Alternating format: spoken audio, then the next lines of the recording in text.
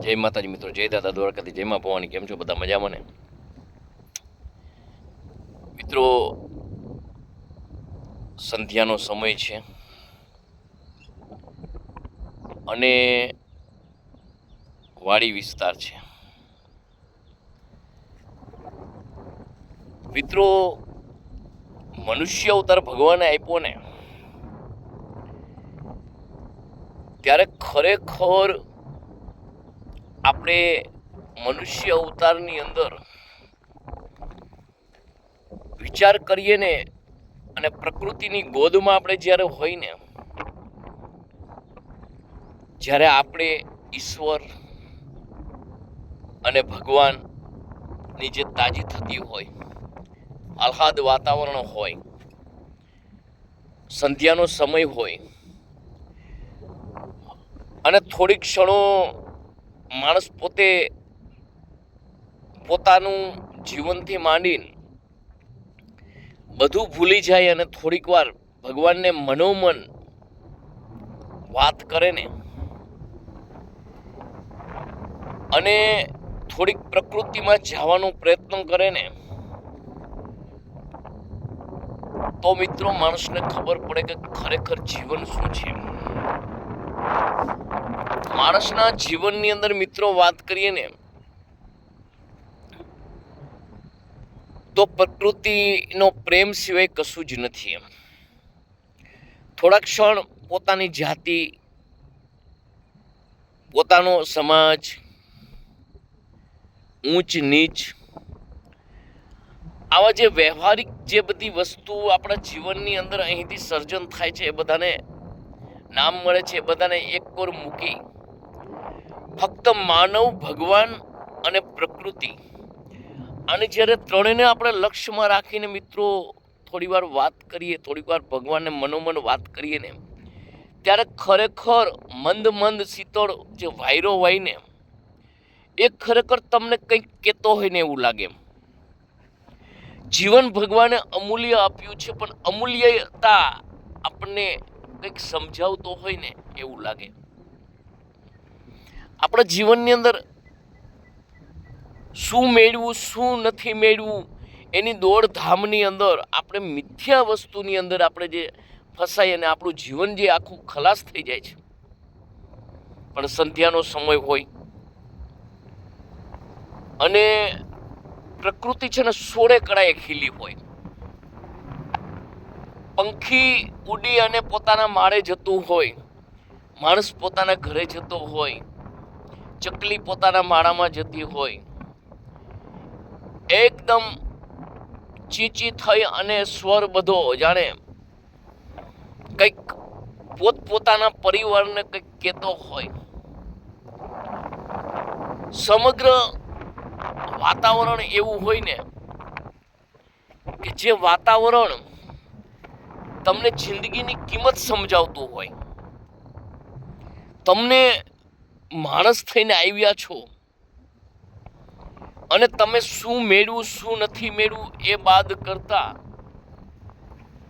તમે શું નથી કર્યું તમારા જીવન માટેની, એવું કંઈક પ્રકૃતિ કહેતી હોય ને એવું તમને લાગે.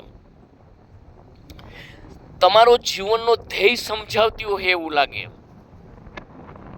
તમને મનુષ્ય અવતારની જે મૂલ્યાંકન કરતું હોય ને એવું લાગે. તમે તમારા જીવનની જે જે ઘટના ઘટી અને ઘટવાની છે એની કંઈક ઝાંખી કરાવતું હોય ને એવું લાગે. જોત જોતામાં તમે તમારું જીવન ક્યાં વેડફી નાખ્યું અને ક્યાં ખર્ચવાનું હતું અને હવે શું કરવું એ સમજાવતું હોય ને એવું લાગે. પ્રકૃતિનો જે પ્રેમ છે ને એ તમારી લોહી સાથે વણાઈ ગયો હોય ને એવું લાગે. તમને એવું લાગે ખરી કેમ કે વાતાવરણ જોઈને કે આવું ભગવાને સરસ મજાનું જે મારા માટે પ્રકૃતિ સર્જન કરી છે ને એને ધન્યવાદ છે. આમાં એક એક વસ્તુ મને પ્રકૃતિની છે ને મને આનંદ આપે છે. મને શાંતિ આપે છે, મને શીતળતા આપે છે, મને જીવનનો ધ્યેય સમજાવે છે. મને માનવીય જીવન મળ્યું એનું મૂલ્યાંકન કરીને અને મને કંઈક એવું કહેતી હોય પ્રકૃતિ કે જાગી જા, સમજી જા, કંઈક તો કરી લે. પણ શું કરવું શું ન કરવું એ તમે નિસર્ગની જે પ્રકૃતિની અંદર તમે થોડું ડોક્યું કાઢો ને, થોડા કાન સરવા કરીને સાંભળો ને, તો તમને કંઈક વાયરો કહેતો હોય, તમને કંઈક વાતાવરણ કહેતું હોય, કંઈક તમને જતા આવતા પંખી કહેતા હોય, કંઈક તમને આ સૃષ્ટિની અંદર જે એક વહી જવાનું છે અને તું ક્ષણિક છો, કંઈક તો કરી લે, આવું કહેતું હોય ને એવું તમને વાતાવરણ લાગે. તમને જીવનની અંદર તમારું સ્વજન ગયું છે એની તાજી કરાવતું હોય, ડોક્યું કાઢી અને એના જીવનના માધ્યમથી તમને કંઈક સમજાવતું હોય એવું તમને લાગે. તમને આ પ્રકૃતિ જે છે એને તમને પ્રેમ કેટલો છે, પ્રેમ વસ્તુ શું છે, આવું કોઈ સમજાવતું હોય ને તો એ ભગવાનના માધ્યમથી પ્રકૃતિ છે.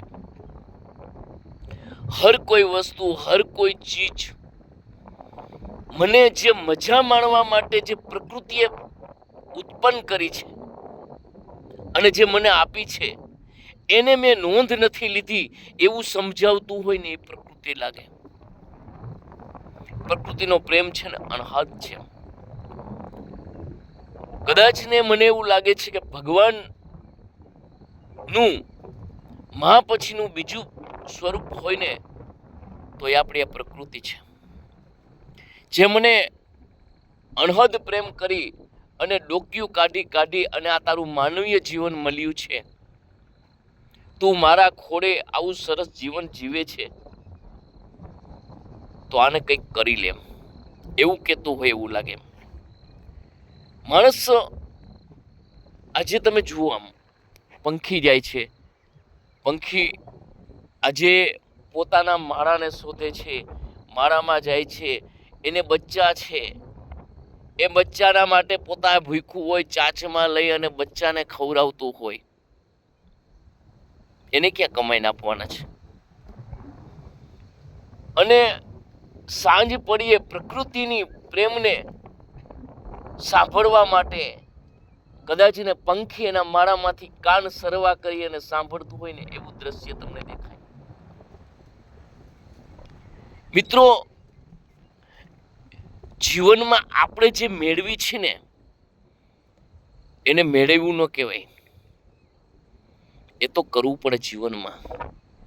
બાકી પ્રકૃતિ પાસેથી આપણે જેનો પ્રેમ છે, એની શાંતિ છે, એની શીતળતા છે, એ આપણે એકવાર એના ખોળામાં બેસીને વિચારીને અને એને પ્રત્યે તમે જે તમારી સહાનુભૂતિ દર્શાવો ને અને એનો ઉપકાર માનો ને,